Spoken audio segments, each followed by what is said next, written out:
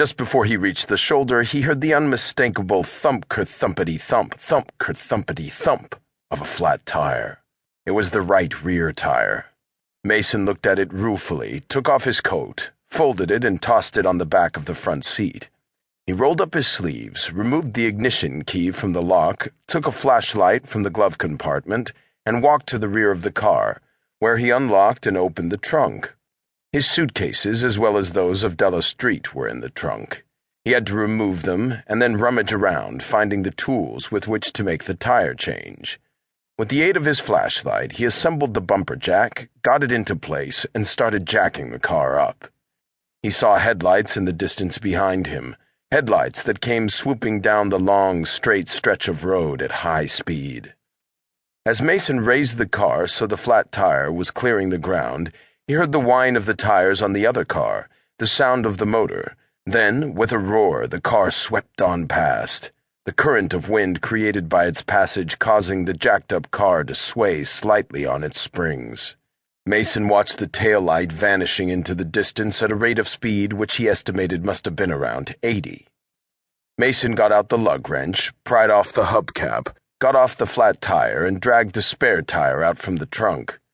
He rolled the wheel into position, lifted it, got it fitted on the lugs, and completed the chore of carefully tightening them and put the hubcap back into position. Then he released the jack, got the tools back into the trunk, and then had to replace the various bags and suitcases before he could get underway once more. He found the address he wanted without much difficulty. Milter had not even bothered to assume an alias, but a printed section torn from a business card and placed in the little holder over the doorbell said simply, Leslie L. Milter. Mason rang the doorbell twice. There was no response. He pounded on the door. He heard the sound of steps on the stairs to his left. The door opened. A young, attractive brunette in a rakish hat and glossy fur coat started across the porch, saw him standing there, hesitated a moment, then turned for a frankly curious appraisal. The lawyer smiled and raised his hat. She answered his smile. I don't think he's in. You haven't any idea where I might find him? No, I haven't. She laughed slightly and said, I hardly know him. I have the apartment which adjoins his. Several people have been in to see him tonight, quite a procession. You weren't... Didn't you have an appointment? Mason reached a prompt decision. If he isn't home, he said, there's no use of my waiting. He peered at the name card on her doorbell. You must be Miss Alberta Cromwell, if, as you say, you live in the adjoining apartment. I have a car here, Miss Cromwell. Perhaps I can drop you somewhere. No, thanks. It's only a block to the main street, Mason said. I rather expected Mr. Milter to be home. I understood he was expecting someone to call, that he had an appointment. Her eyes flashed a quick glance at him. A young lady? Mason said cautiously. I wouldn't know. I only understood that he had an appointment and that I would find him at home. I think there was a young woman called, and I saw a man leaving the house shortly before you came up. I thought at first the man had rung my bell. I was in the kitchen with some water running, and I certainly thought I heard my bell ring. She laughed, an embarrassed little laugh which showed how nervous she was. I pressed the buzzer for my visitor to come up. Nothing happened, and then I heard steps on the stairs which went to Mr. Milter's apartment.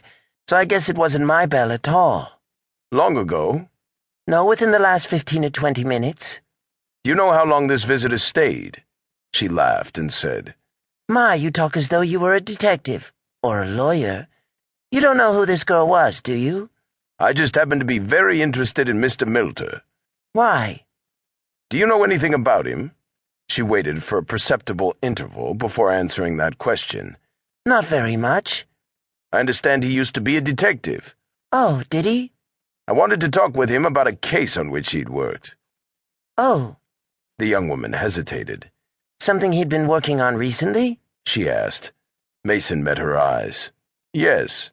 She laughed suddenly and said, Well, I've got to be getting on up to town. Sorry I can't help you. Good night. Mason raised his hat and watched her walk away. From a telephone booth in a drugstore, Mason called Witherspoon's house and asked for Della Street. When he had her on the line, he said, Anything new from Paul Drake, Della? Yes, Drake's operative telephoned. What did he say?